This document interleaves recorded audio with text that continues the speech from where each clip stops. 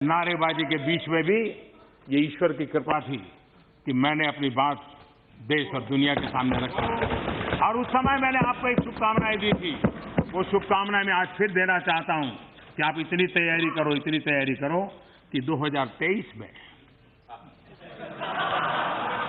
फिर से आपको अविश्वास प्रस्ताव लाने का मौका मिले। विश्वास प्रस्ताव के बहाने ही उनसे कुछ बुलवाया जा सके तो यही सबसे बड़ी उपलब्धि होगी।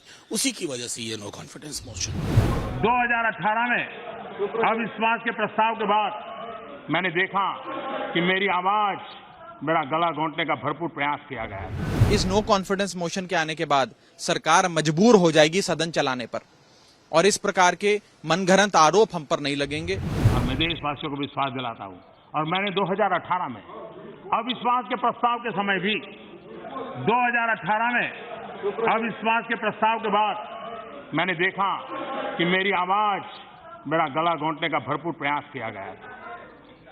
1.5-2 घंटे तक नारेबाजी के बीच में भी ये ईश्वर की कृपा थी कि मैंने अपनी बात देश और दुनिया के सामने रखी और उस समय मैंने आपको एक शुभकामनाएं दी थी, आपको अविश्वास प्रस्ताव लाने का मौका मिले।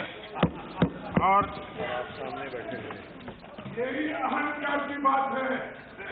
ये समर्पण भाव है, ये समर्पण भाव है। अहंकार का परिणाम है 400 से 40 हो गए।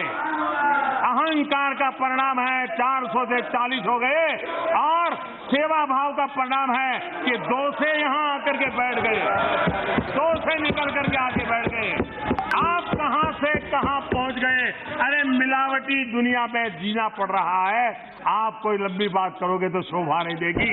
और इसलिए आने वाले दिनों में जो लोग कहते हैं कि देश आगे बढ़ा, आगे बता रहे थे, मैं जरा कहता हूं, खड़गे जी सीनियर व्यक्ति हैं, जरा उनके अभ्यास के लिए अगर हो सके तो 47 में जो देश आजाद हुए उन्होंने 2014 तक क्या प्रगति की और 47 में आजाद हुए हिंदुस्तान ने क्या प्रगति की, ये लेखा जोखा लोगे तो पता चलेगा कि हर डगर डगर पर आपकी विफलताएं नजर आएगी। देखिए, पहली चीज तो यह है, इस नो कॉन्फिडेंस मोशन का उद्देश्य क्या है वो समझ लीजिए। 4 बड़े उद्देश्य हैं। पहला उद्देश्य तो यह है कि सरकार बार बार ये कह रही है कि सरकार बहस चाहती है सदन चलाओ, सरकार बहस चाहती है सदन चलाओ, और विपक्ष हम शोर मचा रहा है इसलिए सदन नहीं चल पा रहा। इस नो कॉन्फिडेंस मोशन के आने के बाद सरकार मजबूर हो जाएगी सदन चलाने पर और इस प्रकार के मनगढ़ंत आरोप हम पर नहीं लगेंगे। वास्तव में सदन चलेगा। 4 दिन बर्बाद हो गए मॉनसून सत्र के। विपक्ष कहता रहा बहस कराओ, सत्ता पक्ष ने बहस नहीं कराई। तो पहली चीज इस नो कॉन्फिडेंस मोशन लाने की पहला औचित्य यह है, पहला उद्देश्य यह है कि सबसे पहले सदन चलेगा, बहस होगी जो हम चाहते हैं। दूसरा महत्वपूर्ण बिंदु, ये नो कॉन्फिडेंस मोशन इसलिए भी लाया जा रहा है कि एक विस्तार से एक लंबी चर्चा हो, एक लॉन्ग ड्यूरेशन डिस्कशन हो, 5-7 मिनट की खाना पूर्ति वाली चर्चा ना हो। तीसरा बड़ा उद्देश्य इस बहस का कि सरकार को आज के जो ज्वलंत मुद्दे हैं उन पर जवाब देने के लिए मजबूर होना पड़ेगा नो कॉन्फिडेंस मोशन के जवाब में।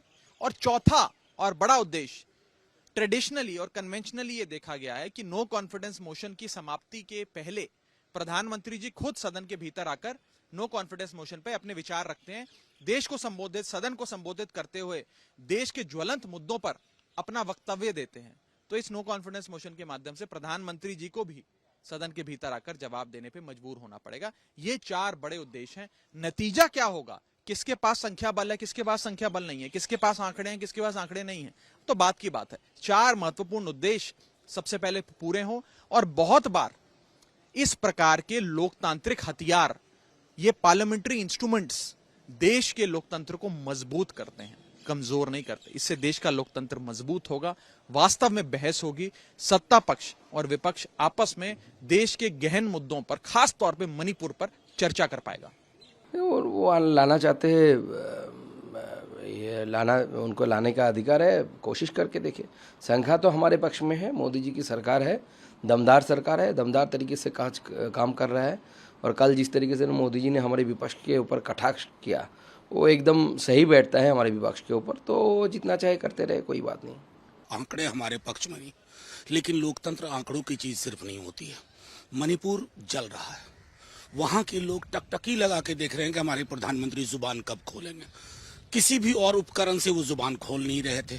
उंगली की चोट पर ट्वीट करने वाले प्रधानमंत्री मणिपुर में हमारी बहनों के नग्न परेड के बाद भी चुप है।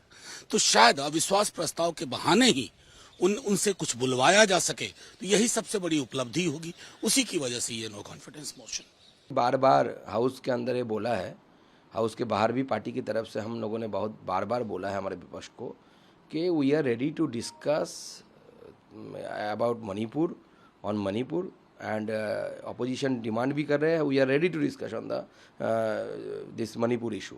लेकिन हमारा जो अपोजिशन है they are escaping from the discussion, तो वो भाग रहे हैं, हम नहीं भाग रहे हैं।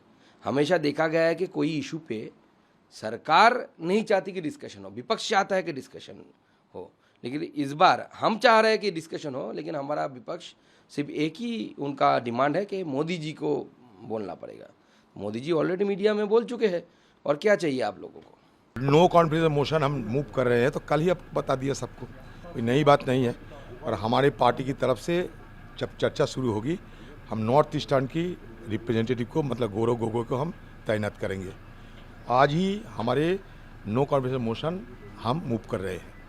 सिग्नेचर हो गया 50 लोग का, सब 50 लोग का सिग्नेचर की जरूरत नहीं है, क्या करें। टर्म में भी किया था और लोग उनको जो कुछ भी सबक सिखाने था वो सिखा दिया है और आगे भी सिखा दे। नमस्कार, मैं हूं मानक गुप्ता।